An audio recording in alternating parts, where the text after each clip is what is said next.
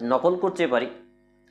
আমাদের পশ্চিমবাংলার সবথেকে বড় লেখক বললেও যাকে ভুল হবে না, শেখ আব্দুল হামিদ ফাইজি আল মাদানী হাফেজাউল্লাহ তাআলা, তিনি এক লিখনীতে বলেছিলেন যে পেটের দায়ে মলবি, কার কথাতে চলবি।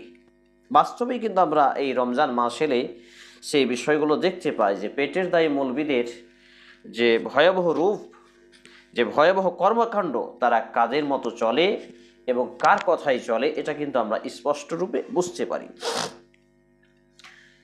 তারাবি শব্দের আরবি রূপ বা অর্থ, যেটা তারবিহাতুন বা সলাতুত তারাবিহ নামে পরিচিত রয়েছে, যেটি আরাম করা, ধীরে সুস্থে পড়া, অর্থাৎ র ওয়াও হা শব্দ থেকে আগত।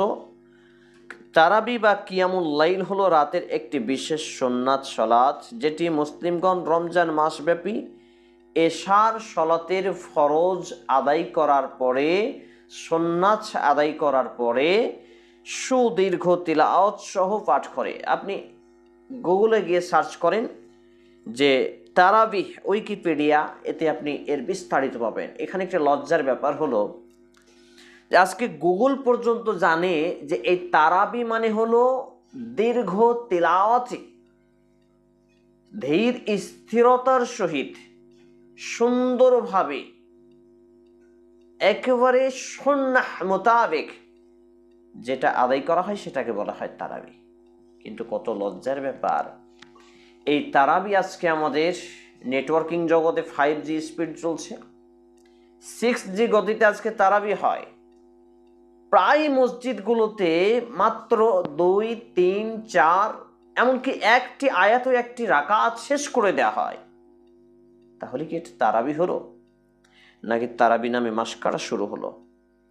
আর এই সব জায়গাগুলো যারা দায়িত্বে নিয়োজিত রয়েছে, এরা প্রত্যেকেই অধিকাংশই মাদ্রাসা থেকে ডিগ্রি প্রাপ্ত, পাগড়ি প্রাপ্ত, সার্টিফিকেট প্রাপ্ত।